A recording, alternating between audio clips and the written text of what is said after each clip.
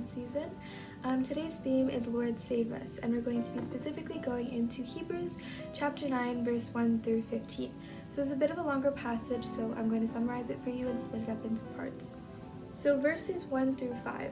Verses 1 through 5 talk about the Old Covenant, also known as the First Covenant, and specifically the tabernacle. So what did the tabernacle look like? It was split into the holy place and the most holy place. Within the holy place, there was the lampstand, and there was the consecrated bread.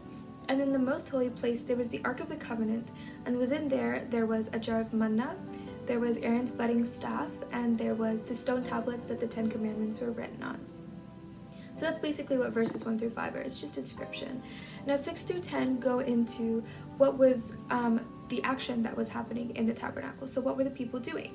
So the priests were restricted to the holy place, and that's where they conducted their services, and they would clean the lampstand, things like that. The most holy place, only the high priest could enter, and that could only be done once a year, and we'll talk about that further. In verses 8 through 10, it talks about how the Old Covenant is kind of like a reflection of the New Covenant, of what is to come. And then verses 11 through 15 go into how Jesus is now our high priest. So let's start from the beginning. So the holy place and the most holy place, what's the significance? Why is it separated like that? So there was actually a physical separation, and it was a veil, and it went right in between the holy place and the most holy place. So you couldn't even look into the most holy place. It was restricted to only the high priest, and they could only enter on one day, and that was the Day of Atonement. So on that day, they would go in with a blood offering, so a sacrificial animal, and they would sacrifice for their sins and also for the sins of the people, the sins that they had committed in ignorance. So what does that mean, in ignorance? That means that the sins that they committed without knowing that they had committed it. Because we know that the people were already sacrificing, right, for their sins. Like, for example, they lied, so they would sacrifice something. But for the sins that they didn't know that they had committed, they wouldn't sacrifice for. So that duty was put on the high priest. They had to atone on behalf of those people. So this was actually a very intense time. The Day of Atonement is kind of intense, very, very sacred day.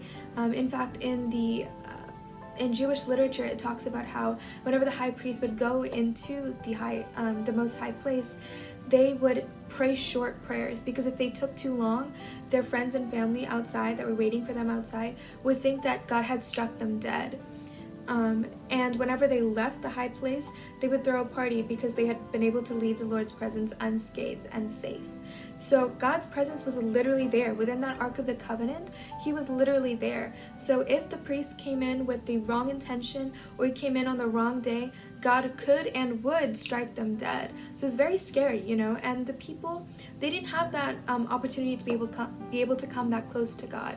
Only the high priest could. So in a sense, the high priest was like a mediator for them. He atoned for their sins on behalf of them, right?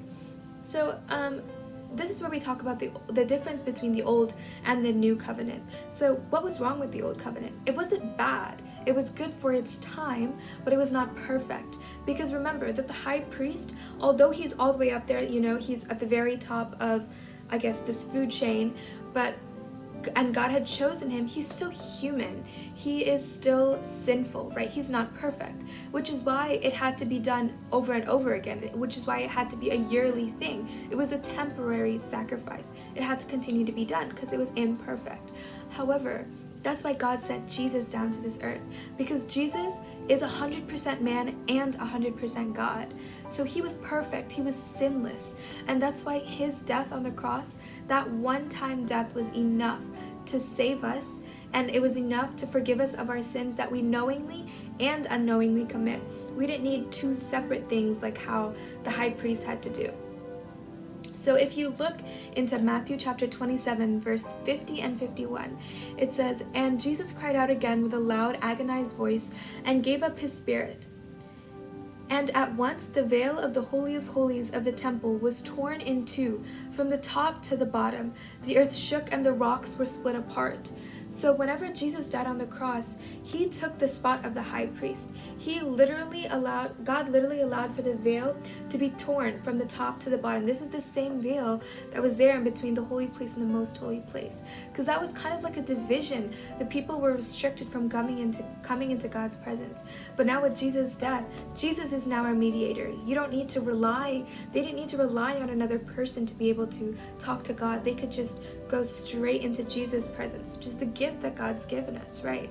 We don't have to rely on anyone else. We can just come straight into his presence. And I think that comes with a lot of responsibility. It's very freeing. It's a lot of freedom, but it's a lot of responsibility at the same time, because Jesus is giving us that gift, and so we have to not take that for granted, right? We have to be able to come into his presence and have a relationship with him, strive to have that relationship with him, work for it. We can't just depend on someone else now to atone. We can't ask for someone else to confess for us. We have to confess our sins to him. And so I think that this passage as a whole is just a really good reminder of how Jesus' death on the cross is so significant for so many different things, and it was such a freeing thing for us. But if we don't take advantage of that, we're disrespecting the gift that God has given us. It's our responsibility as God's children to come before him and to take the opportunity that he's given us. And I hope that we do, especially during this Lent season, just take that opportunity of the fact that Jesus is just there. He's open and he's ready to just listen to you. You don't have to be super into your faith, or you can be really new in your faith, but God will still accept you. Jesus still accepts you as long as you're willing to come into his presence. So I hope that we go and finish off this Lent season with that kind of mindset. Thank you for listening.